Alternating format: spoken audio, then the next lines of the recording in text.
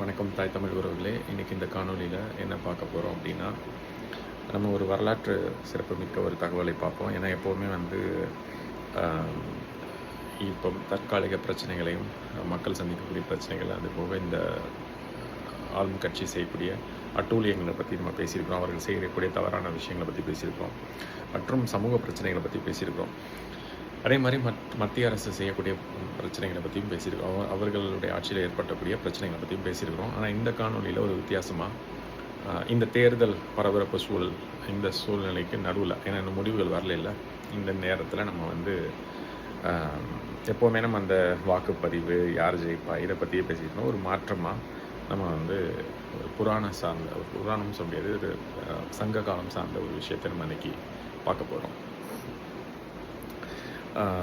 இதில் என்ன அப்படின்னா, நம்ம எல்லாருமே வந்து இந்த வேள்பாரி அப்படின்ற நாவலை நம்ம படிச்சிருப்போம்.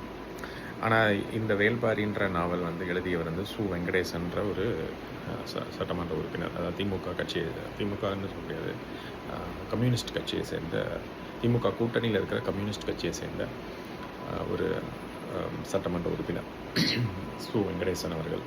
அவர் நிறைய புத்தகங்கள் எழுதியிருக்கிறாரு. அதில் வேள்பாரியும் ஒரு நாவல். இந்த நாவலில் அவர் என்ன கதைகளை சொல்லி வச்சிருக்கிறாரு அப்படின்னு பார்த்தீங்கன்னா,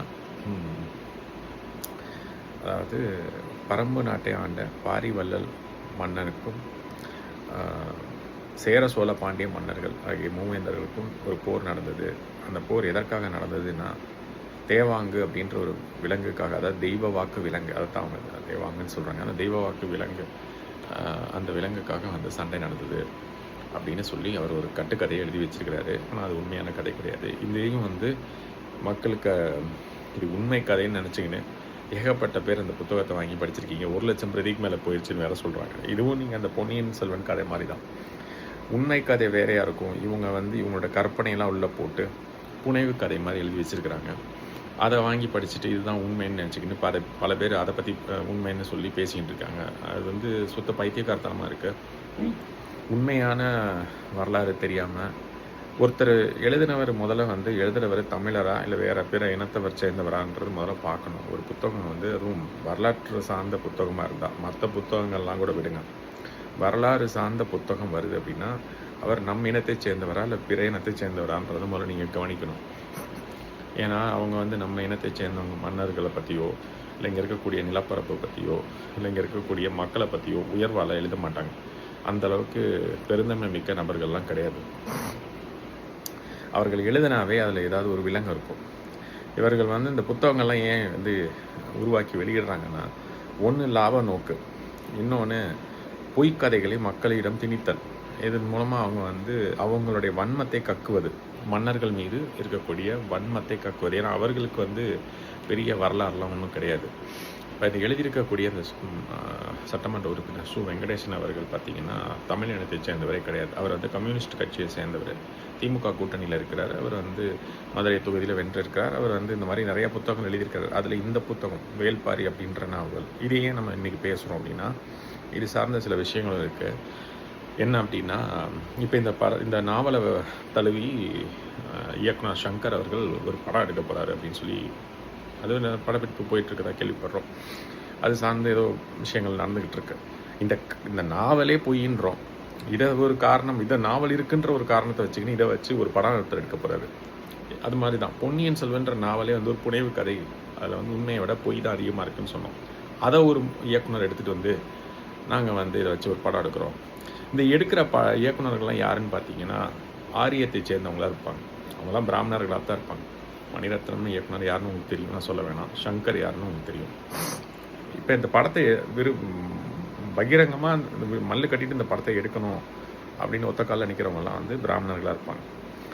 ஆனால் இந்த பொய்க்கதைகள் எழுதுகிறவங்களும் பார்த்தீங்கன்னா பொன்னியின் செல்வன் ஒரு பிராமணர் தான். இங்கே பார்த்தீங்கன்னா இவர் வந்து தெலுங்கு இனத்தை சேர்ந்தவர். முதல்ல இந்த மாதிரி பிற இனத்தை சேர்ந்தவங்க முதல்ல இந்த புத்தகங்கள் எழுதுகிறாங்கன்னா, அதுவும் வந்து வரலாற்று சார்ந்த புத்தகங்கள் எழுதுகிறாங்கன்னா தயவு செஞ்சு கவனிங்க. அவங்க நம்ம இனத்தை சேர்ந்தவங்களா இல்லைன்னா முதல்ல அந்த புத்தகங்களை வாங்காதீங்க. ஏன் சொல்கிறேன்னா, மற்ற புத்தகங்கள்லாம் நீங்கள் வாங்கலாம்.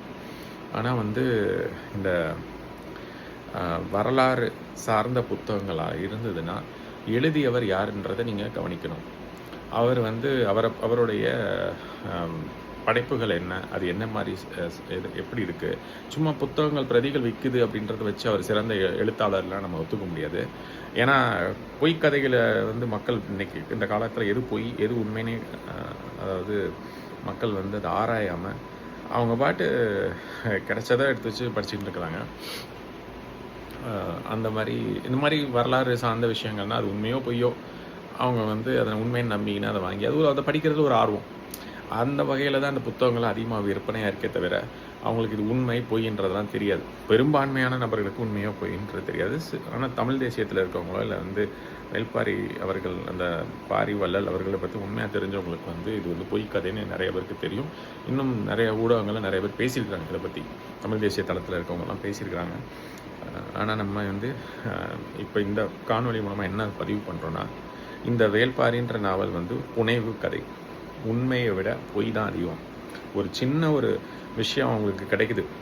பாரிவள்ளல் அந்த வேந்தருக்கும் மூவேந்தருக்கும் ஒரு போர் நடக்குதுன்ற ஒரு விஷயத்தை எடுத்து வச்சுக்கிட்டு உள்ள என்னென்ன கட்டுக்கதையெல்லாம் உள்ளே தூக்கி போட முடியுமோ போட்டு ஒரு மசாலா மாதிரி உருவாக்கி ஒரு புத்தகத்தை கொண்டாந்து வெளியிட்டிருக்கிறாரு. அந்த புத்தகம் 1,00,000 பிரதிக்கு மேலே வச்சிருக்கு. அவர் காசு பார்த்துட்டாரு இதை வச்சு. நான் இதை நீங்கள் நிறைய பேர் நினச்சிக்கிட்டு ஒரு பெரிய எழுத்தாளர் ஆஹா ஓஹோன்னு இருப்பீங்க. அவர் எழுதியிருக்கிறது பூரா கப்சா கதை. அதுவும் இல்லாமல் நம்ம மன்னர்களை இந்த பக்கமும் கொச்சப்படுத்தி வச்சிருக்கிறார். மூவேந்தர்கள் மேலே இருக்கக்கூடிய அந்த வன்மத்தை கக்கி வச்சிருக்கிறாரு. அந்த புத்தகத்தை நீங்கள் படித்து முடிச்சுட்டு அதை முடிக்கும்போது மூவேந்தர்கள் மேலேயும் உங்களுக்கு வெறுப்பு வரும். அந்த மாதிரி ஒரு புத்தகத்தை தான் அவர் எழுதி வச்சிருக்காரு. அந்த மூவேந்தர்கள் அப்படிப்பட்டவங்க கிடையாது. ஏன்னா அவங்க வந்து இந்த மண்ணையும் மக்களையும் வந்து எவ்வளோ காலமாக ஆண்டிருக்கிறாங்க. இந்த ஒரு வேளிர் குல மன்னர் வந்து போரிட்டது வந்து வேற ஒரு காரணத்துக்காக. ஆனால் இவர் அந்த காரணத்தை உண்மையான காரணத்தை மறைச்சிட்டு இவர் பாட்டி ஒரு இஷ்டத்துக்கு என்னென்னமோ ஒரு கதையெல்லாம் எழுதி வச்சிருக்கிறாரு. அதுவும் ரொம்ப முக்கியமாக பார்த்தீங்க. இதே மாதிரி பொன்னியின் செல்வன்லையும் இதே தான் நடந்திருக்கும்.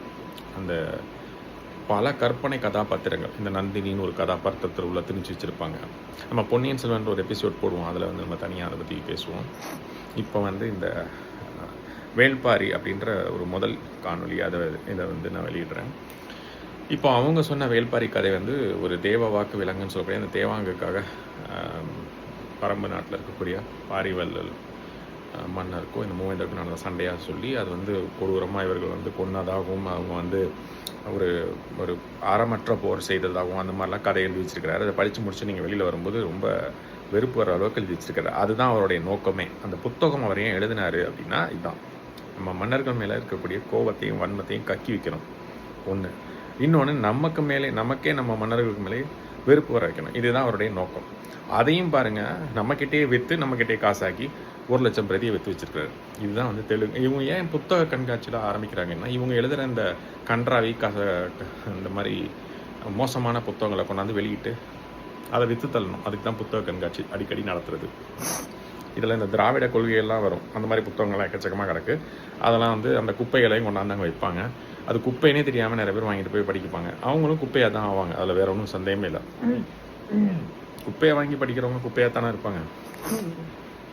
சரி, நம்ம இப்போ இந்த காணொலியில் முக்கியமாக நம்ம என்ன பேசுகிறோம்னா, இப்போ அவங்க சொன்ன கட்டுக்கதையை சொல்லியாச்சு.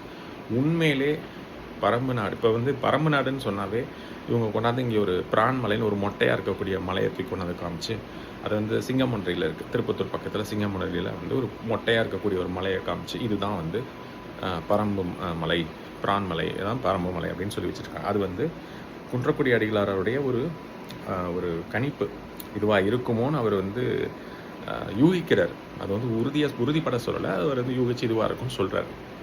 நம்ம வந்து அந்த கருத்துக்குள்ளே போக வேணாம். ஆனால் அதை ஒரு விஷயமா எடுத்துக்கின்னு இதுதான் வந்து பிரான் மலை, இதுதான் பரம்பு மலை அப்படின்னு சொல்லிக்கிட்டு இருக்காங்க. ஆனால் அது பரம்பு மலை கிடையாது.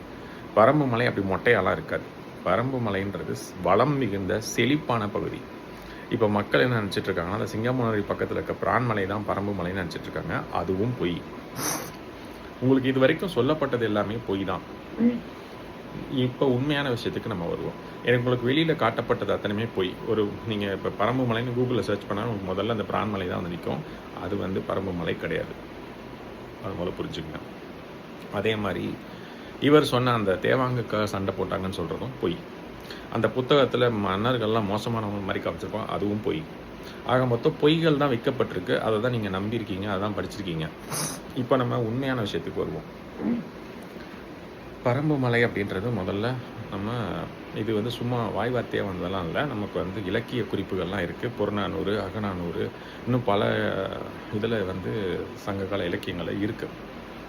அதில் நம்ம வந்து புறநானூறு அப்படின்னு அதில் இருக்கக்கூடிய பாடல்கள் எடுத்துக்கிட்டோம்னா, பொழில் சூழ் பறம்பு நாடுன்னு இருக்குது.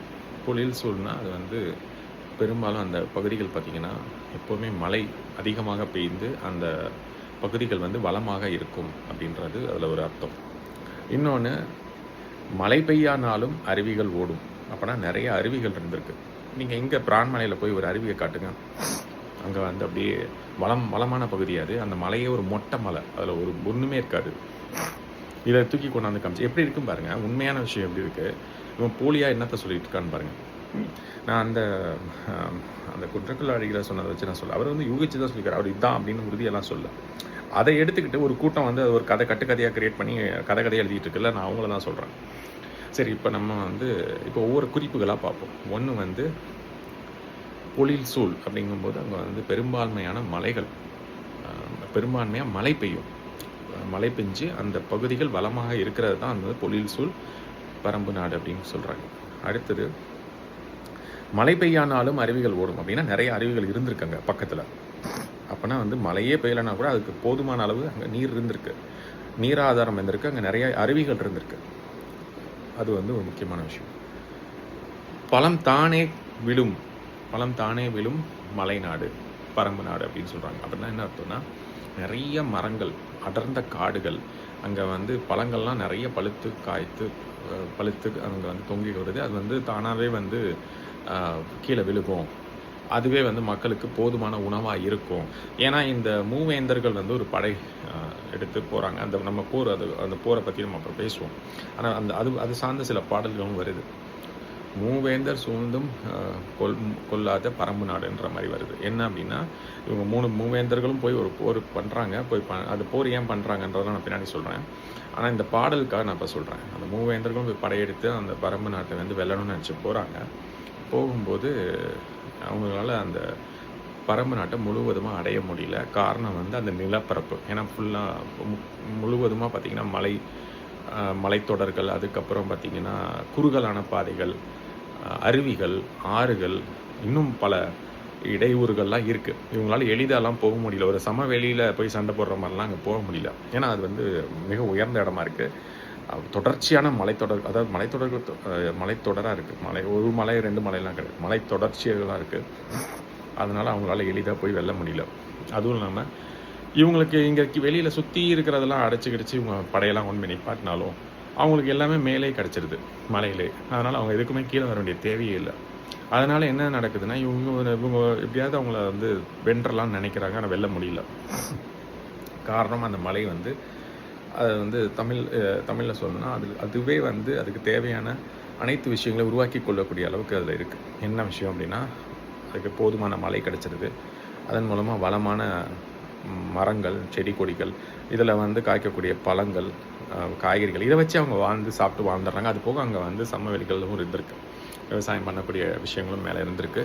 அது போக அங்கே உள்ள வனவிலங்குகளும் இருந்திருக்கு. அதனால் அவங்களுக்கு போதுமான, அதுவும் இன்னொரு முக்கியமான குறிப்பு என்னென்னா, அங்கே வந்து பலா மரங்கள், அது போக தேன் வந்து அப்படி சொட்ட அந்த மலையில் இருக்கும் அப்படின்ற மாதிரி அந்த கபிலர் வந்து பாடலில் எழுதுகிறாங்க. அந்த பாடலில் வந்து என்ன சொல்லுவாங்கன்னா, அந்த மலையில் நிறைய மலைத்தேன் கிடைக்கும் அப்படின்ட்டு. அதுவே அவங்களுக்கு போதுமான தேன், திணை, கிழங்கு, பழங்கள் இதுவே மேலே கிடைக்கிறதுனால இந்த மூவேந்தர் படை சூழ்ந்துமே அவங்களால ஒன்றும் பண்ண முடியல. இவங்க வந்து இதெல்லாம் இப்போ இந்த காலத்தில் வந்து தண்ணியை நிப்பாட்டுறது, மின்சாரத்தை நிப்பாட்டுறதுலாம் பண்ணுறாங்களே, இதெல்லாம் பண்ணிட்டா அவங்களுக்கு வந்து அதை பாதிப்பு இருக்குன்னு அந்த மாதிரிலாம் அப்போ இல்லை. அந்த காலத்தில் வந்து இந்த உணவை வந்து தடுத்துட்டோம். அப்போ வந்து இந்த மின்சாரம்லாம் கிடையாது. அப்போ வந்து அவங்க அதிகமாக அவங்க நினச்சது உணவு, நீர், இதை 2ஐயும் தடுத்துட்டு அவங்கள வந்து ஏதாவது பண்ணிடலாம் அப்படின்னு அவங்க நினச்சாங்க. ஆனால் அது அவங்களால ஒன்றும் பண்ண முடியல. ஏன்னா மேலேருந்து தான் அருவி வருது, கீழே தான் ஆறு. அதனால் அருவியிலே அவங்களுக்கு தண்ணி கிடச்சிருது. அதுக்கப்புறம் பார்த்திங்கன்னா, இந்த மாதிரி இயற்கை எழில் கொஞ்சம் பகுதியாக இருக்கிறதுனால மழை வேற பேஞ்சிக்கினே இருக்குது.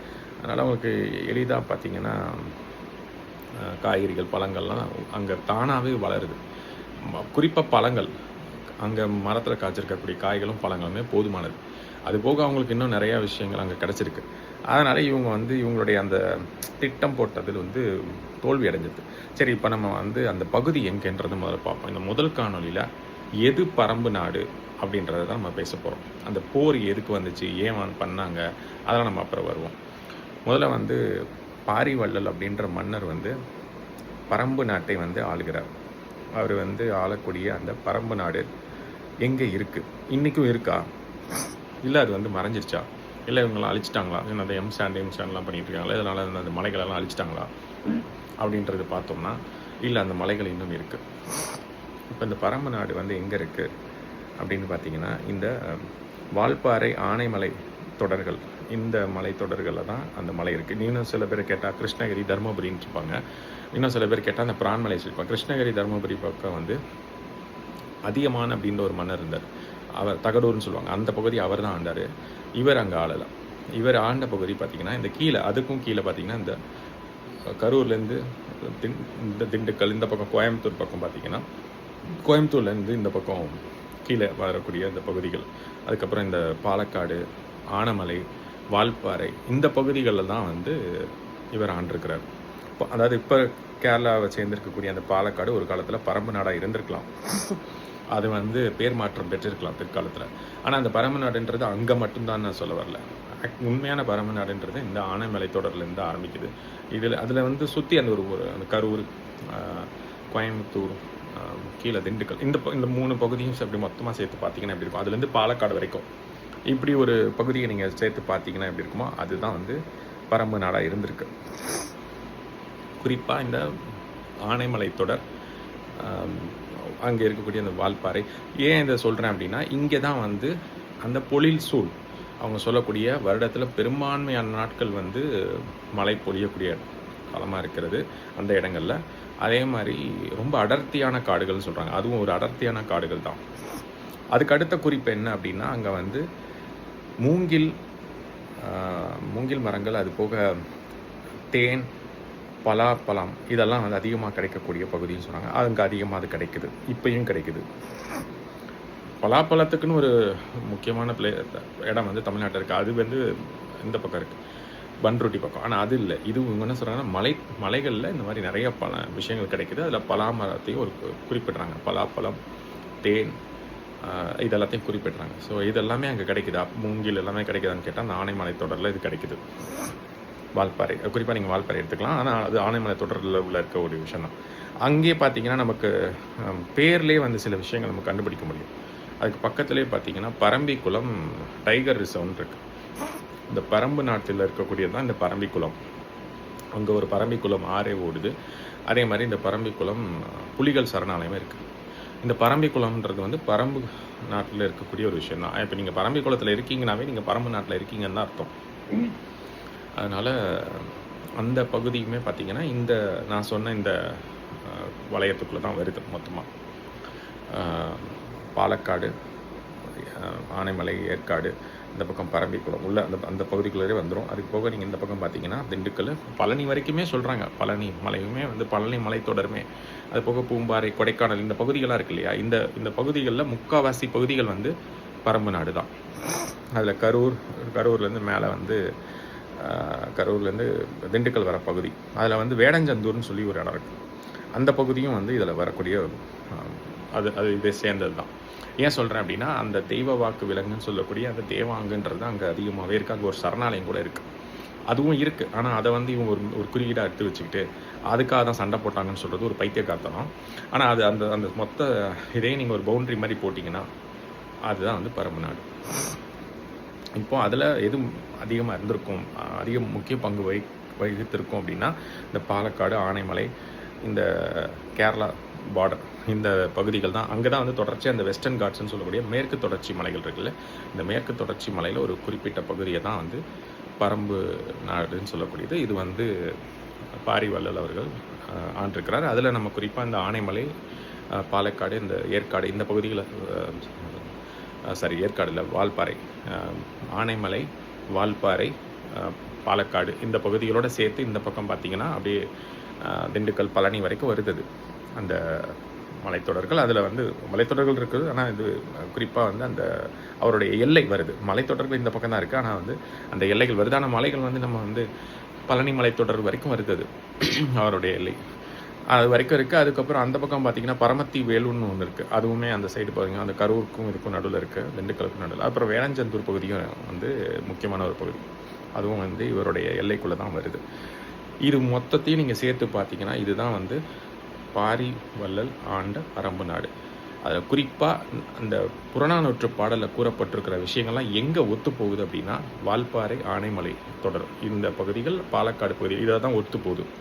குறிப்பாக நீங்கள் ஆனைமலையும் வால்பாறையும் நீங்கள் எடுத்து பார்த்தீங்கன்னா அப்படியே ஒத்து போகும். ஏன்னா அந்த இடத்துல தான் வந்து இந்த அடர்த்தியான காடு இருக்குது, நிறைய நீர் வழித்தடங்கள் இருக்குது. அது போக பக்கத்தில் பார்த்திங்கன்னா அவங்க சொன்ன மாதிரி நிறைய அருவிகள் ஓடுதுன்னு சொன்னாங்கள்ல. அங்கே வந்து அதிரப்பள்ளி, அங்கேருந்து பக்கம்தான் அதிரப்பள்ளி நீர்வீழ்ச்சி. அது வந்து நயகரா ஆஃப் சவுத் இந்தியா அப்படின்னு நயகரா ஆஃப் இந்தியான்னு கூட சொல்லலாம், நயகரா ஆஃப் சவுத் இந்தியான்னு சொல்லலாம். அந்த மாதிரி ஒரு நீர்வீழ்ச்சி அது. தென்னிந்தியாவின் நயகரா அப்படின்னு சொல்லக்கூடிய ஒரு மிகப்பெரிய ஒரு நீர்வீழ்ச்சி. அது வந்து இப்போது வந்து அது வந்து கேரளாவின் கட்டுப்பாட்டில் இருக்குது. ஆனால் வந்து அது வந்து அந்த வால்பாறையிலேருந்து பக்கம்தான், அது ரொம்ப தூரம் இல்லை. அந்த காலத்தில் அது வந்து அது வந்து நம்ம சொல்கிறது சங்ககால அந்த டைமில் அது வந்து அப்போ கேரளான்னு ஒரு நாடே கிடையாது. கேரளான்னு ஒரு மாநிலமே கிடையாது. கேரளான்னு ஒரு மாநிலமே இல்லைங்கும்போது அப்போ முழுக்க எல்லாமே தமிழர்கள் தான் ஆண்டாங்க. அதில் இவர் வந்து இந்த பகுதியை ஆண்டிருக்கிறார். அதில் இந்த அதிரப்பள்ளி நீர்வீழ்ச்சின்றது அப்போ அவருடைய கட்டுப்பாட்டில் இருந்திருக்கு. அந்த நீர்வீழ்ச்சி அதுக்கு பக்கத்தில் பார்த்திங்கன்னா சாலக்குடி நீர்வீழ்ச்சி, இன்னும் நிறையா நீர்வீழ்ச்சிகள் பக்கத்துலேயே நிறைய இருந்திருக்கு. அது போக மேலே வந்து கொஞ்சம் அந்த பக்கம் தள்ளி மேலே வந்து அது பாலக்காடை ஒட்டி போகும்போது அதுக்கும் நடுவில் பார்த்திங்கன்னா பரம்பிக்குளம் ஆறு, பரம்பிக்குளம் புலிகள் சரணாலயம் இதெல்லாம் இருக்குது. அதெல்லாம் பரம்பு நாட்டில் இருக்கிறது தான். அது அந்த பேர் அப்படியே வருது, இப்பயும் பரம்பிக்குளம் அப்படின்னு வருது பாருங்கள். அந்த பேர் அப்படியே அதை தொடர்ந்து அதெல்லாம் வந்து அதற்கான சான்றுகளை போல் அது இருக்கிறது. இப்போது இப்போ நீங்கள் சில ChatGPT இந்த மாதிரி AI கிட்ட கேட்டிங்கன்னா கூட Parambikulam is a part of Parambu நாடுன்னு போட்டிங்கன்னா அது ஆமாங்கும். ஆமாம், அது வந்து பரம்பு நாடு தான் சொல்லுவோம். ஆனால் அந்த பேர்லேயே அது ஒத்து போகுது. இன்னொன்று இந்த பகுதிகள் முழுக்க நான் சொன்ன அந்த பகுதிகள் எல்லாமே பாரி வள்ளல் ஆண்ட பரம்பு நாடு தான். இப்போது இதில் வந்து அவங்க சொன்ன அந்த குறிப்புகள், மூங்கில் மரங்கள் அதிகமாக இருக்கிறது, தேன் அதிகமாக அங்கே கிடைக்கக்கூடியது, பலா மரங்கள் கிடைக்குது, வருடத்தில் பல நாட்கள் மழை பெய்கிறது, அடர்த்தியான காடாக இருக்குது, நிறைய நீர்வீழ்ச்சிகள் பக்கத்தில் இருக்குது, ஆறுகள் ஓடுது. இதெல்லாம் தான் அவங்களுக்கு வந்து செழிப்பாக அந்த பகுதிகள் செழிப்பாக இருந்ததுக்கான காரணம். அதனால தான் இந்த மூவேந்தர்கள், அதுவும் இல்லாமல் அதில் நிறைய பார்த்திங்கன்னா ஒரு செங்குத்தான குறுகலான பாதைகளும் நிறையா உண்டு. இதில் தான் அவங்க வந்து எளிதாக மேலே போய் அந்த மலைகளின் மேலே இருந்த பாரி வள்ளல் அரசனை வந்து வீழ்த்த முடியல. ஆரம்பத்தில் ரொம்ப சிரமப்பட்டாங்க. அதில் வந்து இந்த காரணங்கள் தான் முக்கிய பங்குகள் வகித்தன. ஏன்னா அவ்வளோ எளிதாக அந்த மலையை வந்து கடந்து அந்த மலைகளும் அந்த மலைத்தொடர்கள், அது போக அங்கே இருந்த வனவிலங்குகளும் ஒரு அச்சுறுத்தலாக இருந்தது. ஏன்னா அதில் வந்து யானைகள் ஒரு குறிப்பாக சொல்கிறாங்க. அது ஆனைமலையில் யானைகள் அதிகமாகவே இருக்குது. அதற்கு பேரே அதுக்கு அதனால தான் அப்படி ஆனைமலைனே வந்தது. ஏகப்பட்ட யானைகளையும் ஒரு குறிப்பாக சொல்கிறாங்க. அது ஒன்று. பல்வேறு வனவிலங்குகள், புலிகள், யானைகள், இது ஒரு அச்சுறுத்தல் அவங்களுக்கு உண்டு. இதை கடந்து தான் போகணும். பல்வேறு நீர்வீழ்ச்சிகள், அது போக ஆறுகள் எல்லாமே அங்கே ஓடிட்டு இருந்திருக்கு. அதனால தான் அந்த பகுதி வந்து செழிப்பாக இருந்திருக்கு. இப்போயும் செழிப்பாக தான் இருக்குது. அதில் வந்து எல்லாமே வந்து அங்கே கிடைக்குது, இயற்கையாகவே கிடைக்குது. மக்களுக்கு வந்து விவசாயம் பண்ணி சாப்பிட்றதுன்றது ஒரு விஷயம். ஆனால் இது குறிஞ்சி நிலம்.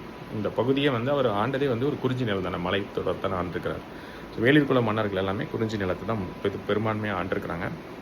அதில் இந்த பாரி வள்ளலும் ஒரு குறிஞ்சி நிலத்தை ஆண்ட ஒரு மன்னர் தான். அவர் வேளிர் குலத்தை சார்ந்தவர். அவர் வந்து ஒரு குறிஞ்சி நிலத்தை ஆண்டவர் தான். இந்த பகுதியே வந்து ஒரு குறிஞ்சி நிலம் தான். அதுதான் அதுக்கான குறிப்புகள் தான் இப்போ சொன்னேன். ஆனைமலை தொடர்ன்றதே வந்து ஃபுல்லாக பார்த்திங்கன்னா முழுவதுமாக வந்து குறிஞ்சி நிலம்தான். இதில் வந்து அவங்களுக்கு தேவையான அனைத்துமே வந்து அங்கே கிடச்சிருக்கிறது. அவங்க அதனால தான் ரொம்ப செழிப்பாக இருக்காங்க. அதில் குறிப்பாக வந்து இந்த மன்னர் வந்து யார் எது கேட்டாலும் வந்து அவரால் முடிஞ்ச வரைக்கும், இயன்ற வரைக்கும் வந்து மற்றவங்களுக்கு தானம் கொடுத்துருக்கிறார். அதில் குறிப்பாக வந்து வாய் பேச முடியாத ஒரு செடிக்கும் வந்து அது தலைத்து வளர முடியலன்றதை உணர்ந்து அவருக்கு அந்த செடிக்காக ஒரு தேரை கொடுத்தார். அதனால முல்லைக்கு தேர் கொடுத்தான் பாரின்னு சொல்லி அது வந்து சங்க காலத்தில் குறிப்பிடப்பட்டிருக்கு. அதன் காரணமாகவே அவர் பல விஷயங்கள் இப்போ யார் வந்து கேட்டாலும் இல்லைன்னு சொல்லாமல் அள்ளி கொடுத்த ஒரு வள்ளல். ஆனால் முல்லைக்கு தேர் கொடுத்தான் பாரின்றது தான் வந்து வெளியில் வந்து பெரிய விஷயமா வந்தது. 6 கடையெழு வள்ளல்களையும் ஒரு முக்கியமான ஒரு அங்கம் வகித்தார். குறிப்பாக இந்த விஷயத்துக்காக அவர் எவ்வளோ பேருக்கு வள்ளலாக இருந்து பல பேருக்கு எவ்வளோ பேருக்கு தானம் தர்மங்கள் பண்ணியிருக்கலாம்.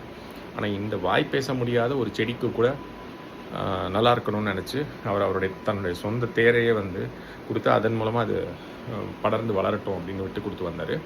அந்த காரணத்தின் காரணமாக தான், அந்த விஷயத்துக்காக தான் அவர் வந்து கடையெழு வள்ளல்களில் ஒரு ஆளாக குறிப்பிடப்பட்டாங்க. அவர் எவ்வளோ பேருக்கு எவ்வளோ தான தர்மங்கள் பண்ணியிருந்தாலும் இந்த ஒரு விஷயத்துக்காக தான் அதில் சேர்க்கப்பட்டார். பெரும்பான்மையாக மக்கள்கிட்ட பேசப்பட்டதும் அந்த ஒரு காரணம் தான். அதனால் அந்த கடையெழு வள்ளல்கள் இருந்தார். அதுதான் இப்பயும் பார்த்திங்கன்னா அவர் வாழ்ந்தது பார்த்திங்கன்னா 2000 ஆண்டுகளுக்கு முன்னாடி. ஆனால் 2000 ஆண்டு காலத்துக்கு பிறகும் நம்ம வந்து அவரை பற்றி பேசிகிட்டு இருக்கிறோம். அவரை பற்றி ஒருத்தர் புத்தகம் எழுதுறாரு, பொய்யோ தப்போ அவரை பற்றி ஒரு புத்தகம் எழுதிட்டு இருக்காரு.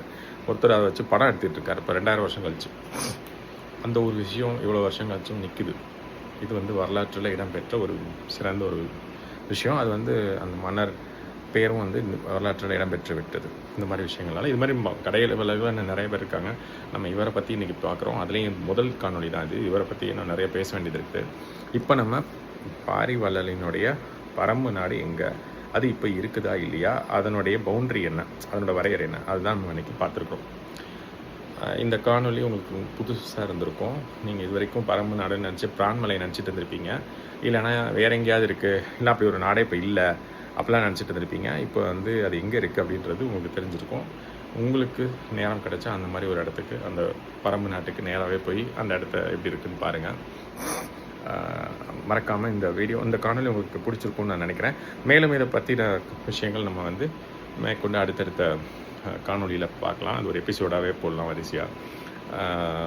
இந்த மன்னர்களுக்கும் இவருக்கும் ஏன் போர் ஏற்பட்டது, இவர் இவ்வளோ சிறந்த மன்னராக இருக்கார், எது கேட்டாலும் கொடுத்துறாரு, எதுக்காக இந்த மூவேந்தர்கள் போய் அவர்கிட்ட வந்து சண்டை போட்டாங்க, அப்படி சண்டை போட வேண்டிய நிலைமை என்ன, எதற்காக அந்த சண்டை ஏற்பட்டது, முதல்ல மூவேந்தர்கள் இவர் கூட ஏன் சண்டை போடணும், இவர் ரொம்ப நல்ல மனிதராக இருக்கார்ல, இவர் கூட ஏன் சண்டை போடணும் அப்படின்ற விஷயங்கள்லாம் நம்ம அடுத்தடுத்து வரக்கூடிய எபிசோடில் பார்க்கலாம். எல்லாத்தையும் முதல்ல சொல்ல முடியாது, அப்படி சொன்னாலும் அதில் சர்ப்ரைஸ் இருக்காது.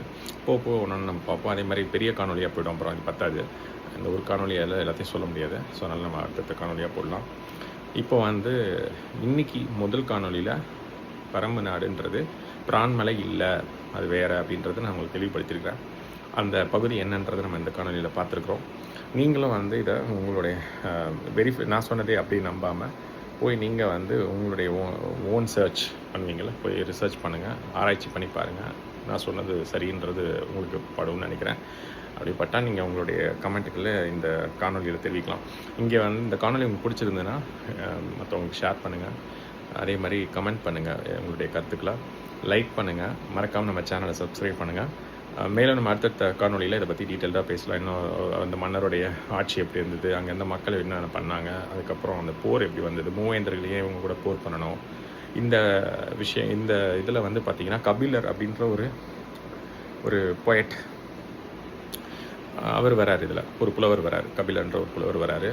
அப்புறம் இதில் ரொம்ப முக்கியமான ஒரு விஷயம் என்னென்னா, சங்கர் எடுத்த சிவாஜி படத்தை நீங்கள் பார்த்துருப்பீங்க. சங்கர்ன்ற இயக்குனர் எடுத்த சிவாஜி படத்தில் அதில் 2 பேர் காமிச்சிருப்பார். இந்த சிவாஜி படத்தில் அங்கவை சங்கவைன்னு சொல்லிட்டு 2 பேர் கண்ணங்கரைன்னு காமிச்சு வச்சுருப்பார். இது அவருடைய வன்மம், பிராமண வன்மம் தான் அது. அந்த வன்மத்தை அவர் கக்கி வச்சிருக்கிறாரு. ஆக்சுவலாக வந்து அந்த 2 பேர் வந்து சங்க இலக்கியங்களில் இந்த பாரி அவர்களுடைய 2 மகள்கள், அவங்க பேர் தான் வந்து அங்கவல் சங்கவல். அவங்க வந்து அந்த காலத்தில் அந்த இருந்த அதாவது ஒட்டுமொத்த அந்த காலத்தில் தமிழகம்னு ஒன்று இருந்ததுன்னா அதில் இருக்கக்கூடிய ஒட்டுமொத்த பெண்களே அவங்க 2 பேர் தான் மிக மிக அழகாக இருந்தாங்க. ஆனால் இந்த ஆளு படத்தில் எப்படி காமிச்சு வச்சுருப்பாருன்னா கண்ணங்கரைன்னு அசிங்கமாக காமிச்சு வச்சுருப்பாரு. அந்த போர் எதுக்கு வந்ததுன்றது நம்ம பார்ப்போம். ஆனால் இந்த 2 பெண்களும் வந்து மிக மிக மிக மிக அழகாக இருப்பாங்க. அவ்வளோ அழகான ஒரு பெண்கள். ஆனால் அவங்கள அவ்வளோ கண்ணங்கரைன்னு இவர் வந்து படத்தில் காமிச்சு இவருடைய வன்மத்தை கக்கி வச்சுருப்பாரு. இதுதான் பிராமண வன்மம். அவங்களுக்கு வந்து யாராவது நம்ம மக்கள்னாவே கருப்பாக தான் இருப்பாங்கன்னு இவங்களுக்கு ஒரு எண்ணம். அந்த அளவுக்கு கேடுகட்ட கேவலமான புத்தி பிடிச்சவங்க சில பேர் இருக்காங்க இந்த தமிழ்நாட்டில். அதை நீங்கள் வந்து புரிஞ்சுக்கணும். சரி, நம்ம வந்து அதை பற்றி நம்ம அப்புறம் பார்ப்போம். அந்த மாதிரி நிறைய தகவல்கள், ரொம்ப சுவாரஸ்யமான தகவல்கள் இருக்குது. நம்ம அடுத்த காணொலியில் அதை பற்றி பார்க்கலாம். இந்த காணொலி உங்களுக்கு பிடிச்சிருந்தா லைக் பண்ணுங்கள், ஷேர் பண்ணுங்கள், கமெண்ட் பண்ணுங்கள், மறக்காமல் சப்ஸ்கிரைப் பண்ணுங்கள் நம்ம சேனலை. உங்களுக்கு யாரும் தெரிஞ்சவங்க இருந்தாங்கன்னா இந்த சேனல் இந்த காணொலியை அவங்களுக்கு ஷேர் பண்ணுங்கள். இன்றைக்கி ஒரு நல்ல தகவலை நம்ம பேசியிருக்கோம்னு நினைக்கிறேன். மீண்டும் ஒரு நல்ல காணொலியில் உங்களை சந்திக்கிறேன். தமிழர்கள் என்றும் வாழ்க, தமிழ் என்றும் வாழ்க என்று கூறி விடைபெறுகிறேன். நன்றி, வணக்கம்.